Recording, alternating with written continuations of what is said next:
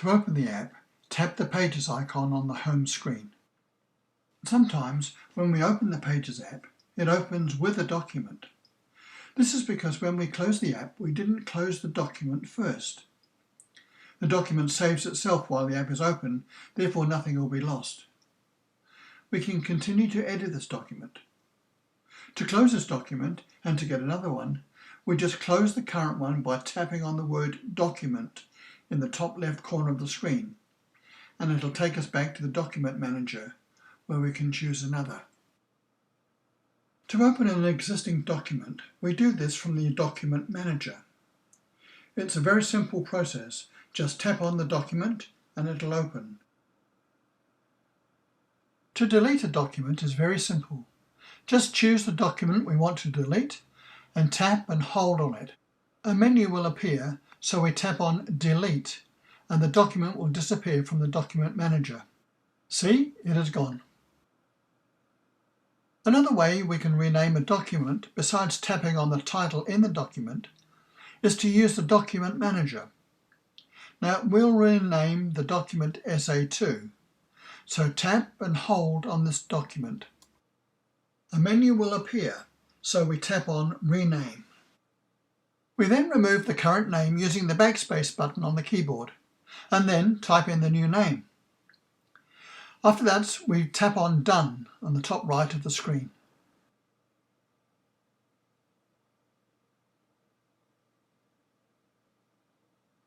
As you can see, the name is changed. By tapping and holding on any document, this menu will appear, and we can just tap on the action we wish to take and follow the instructions.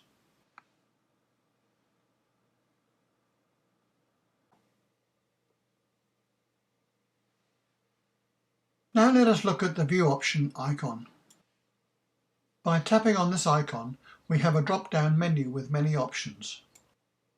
The first item in the drop-down menu is Thumbnails. Once you've clicked on this, you can click anywhere on the page to remove the menu. We can see that there is a thumbnail of each page in our document, and this makes it easier to go to a particular page.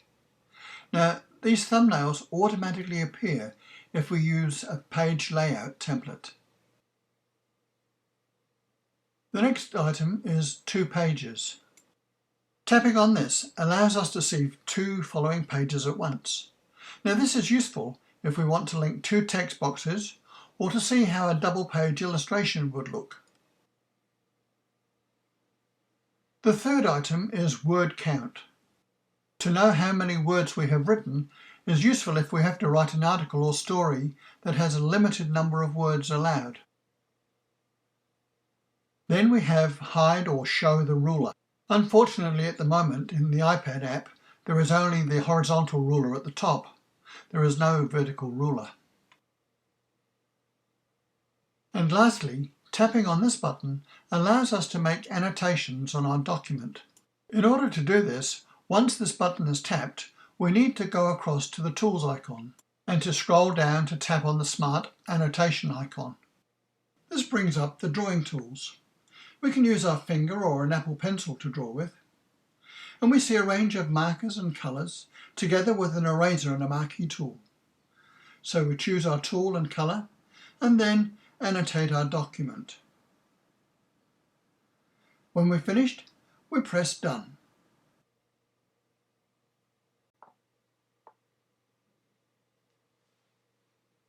To rename a document, just tap on the title and then on Rename when a drop-down menu appears.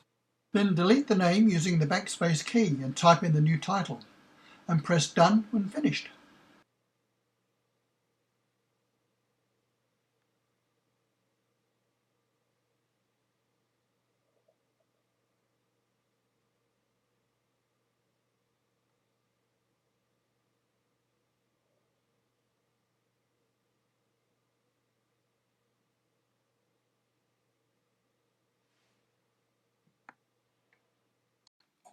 Let's have a brief look at the Format icon. It's this icon which we use to change the look of an object or change its position on the page. The objects that we use in our document vary, And for most of them, the arrangement of the tabs are the same with the exception of graphs and charts.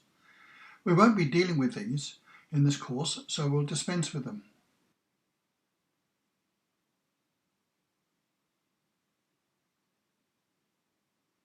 The items we put into our documents are known as objects. Here are some examples of the objects: text, images, shapes, movies. The first tab we see in the Format or Paintbrush icon is the Style tab. The Style tab is very much the same for all the objects, and we'll take a brief look at what this tab has to offer. This shortcut button places a colour behind the lettering, but makes the text smaller. We'll have to tap on the text button and manually enlarge the text. The Fill tab does very much the same as the shortcut button, but the letters are the same size and retain their own colour. The next tab is the Border tab. I've used an image as this example because it offers the added option of different kinds of frames around the image, as well as a range of line borders. This frame option is not available for shapes and text. We can also change the colour.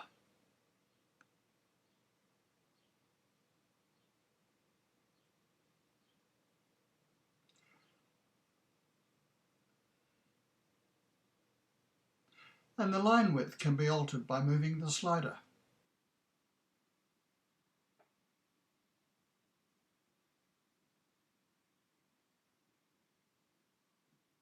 By tapping on the Shadow tab, we are given a range of 6 different shadow options.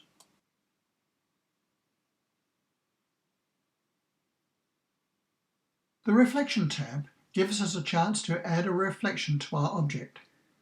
By manipulating the slider, we can increase the intensity of the reflection.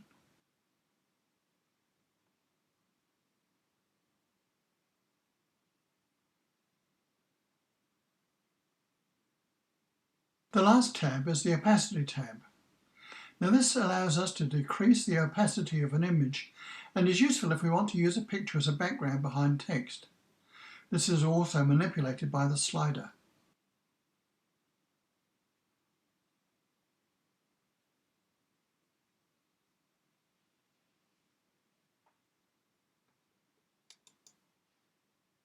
The middle tab, as part of the Format icon, is the Object tab, and its features are dependent on the object selected.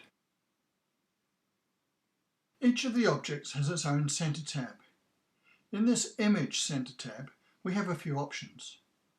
If there are things in the image that we want to crop out, we can mask them out. When we press on Edit Mask, 8 dots appear around the image. By moving these dots, we can increase or decrease the size of the mask. And when we've finished, we tap Done, and the picture will be reduced to the size of the mask. If we don't like our resulting masked picture, we can tap on Reset, and it will be returned to the original size. The Instant Alpha feature is very useful. Sometimes we may want to build up a picture with clip art. Clip art often comes with a white background. Now this can be removed easily by tapping on Instant Alpha and moving our finger slightly so that the blue colour appears.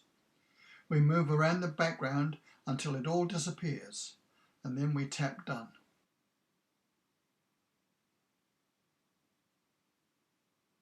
By tapping on Replace, we can replace one picture with another, or we can set the picture as a placeholder by tapping the bottom option, and a plus sign will appear on the bottom right of the picture. This means that it will hold this place until we want to replace it with another picture by tapping on this plus sign.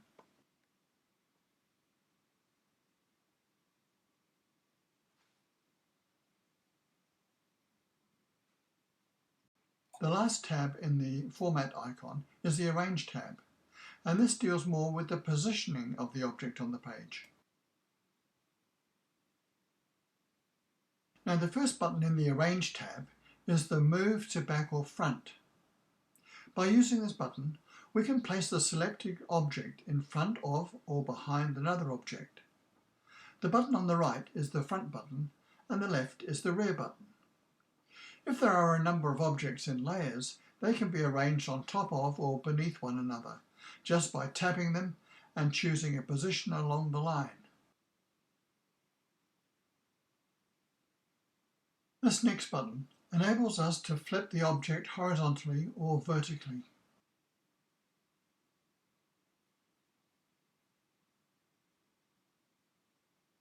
By pressing this button, we can lock an object into position on the page.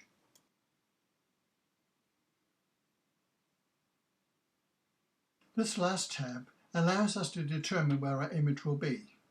Tapping on Automatic allows the picture to be placed anywhere on the page, and the text moves around it. Above and Below places the text above and below the image.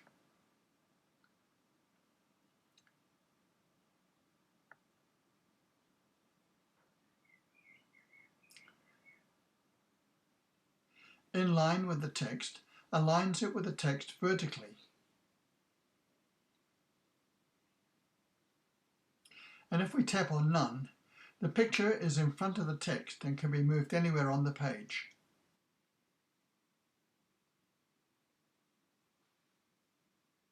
The movie button on the format icon is pretty limited. It allows for the movie to be played as is, looped over and over again, and to be looped backwards and forwards.